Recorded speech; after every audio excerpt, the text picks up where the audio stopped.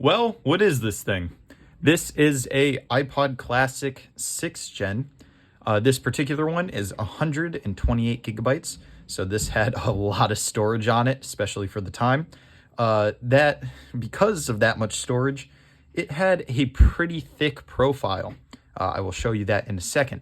Now, what I will be doing with it today is I will be upgrading it.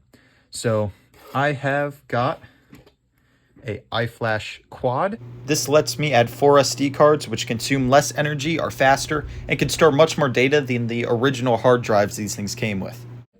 And quite a bigger battery, which the bigger case will let me put in the battery. And well, let's get into it. So I will say, before I started this recording, I opened it up. That took a lot of elbow grease. It's actually quite difficult. There are guides online on how to do that, and I didn't really do it perfectly, so you could watch those if you want to learn how to do that. This isn't meant to be a step-by-step guide. But, so we have it opened up. I'm going to kind of take it apart here. If I fold it over, we could see here is the battery that was originally stuck over here.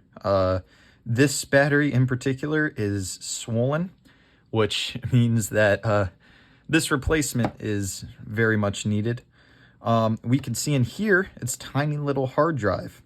So first I'll start with the battery. I'll take that out. This is important. When you take out the battery, you want to pull straight up. Don't try messing with that latch. Don't poke anything in there. It is not a good idea. You're probably gonna cause more damage, or gonna cause some damage. So now that we've got the battery out, we can see the hard drive. There is a little latch right here that the ribbon cable would be in. I undid that too, so I didn't have to fumble around on camera. Again, that's something you can look at. Just open that up. You can pull out the hard drive. So you can see it's very neat, and it takes up most of the space in this iPod. You can see the actual iPod internals are very small. As you can see, we could kind of fit it back together, and it's very thick. Anyway, so now let's add in some of the modifications. As you can see, the iFlash has quite a big connector, and that's a very small one. So what gives? Does it not work with this one? Well, you need a converter, and I have that right here. We'll open it up.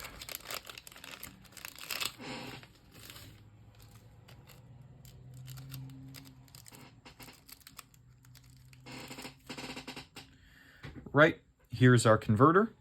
We will plug that side in, and then that side goes to the iFlash Quad.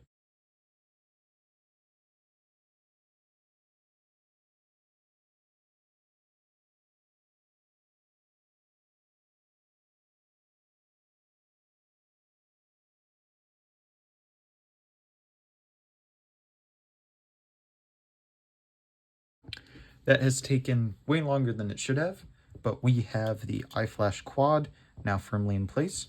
Now I will put in the bigger battery, and we'll add the SD cards and load it up and see what happens.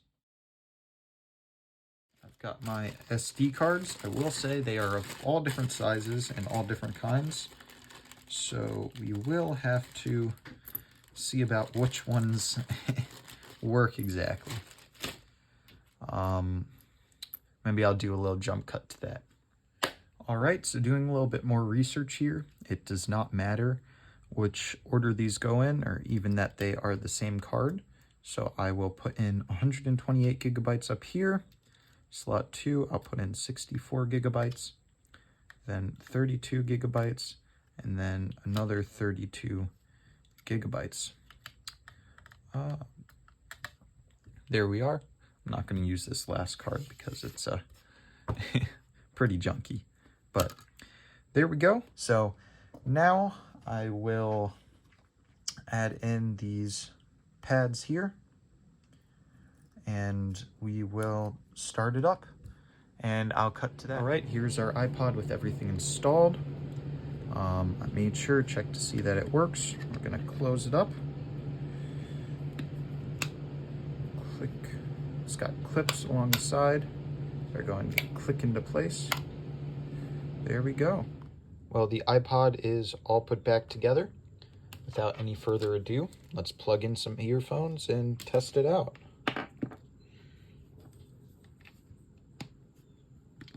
I hope you liked my video. Thank you for watching, and I hope you have a great day. Bye.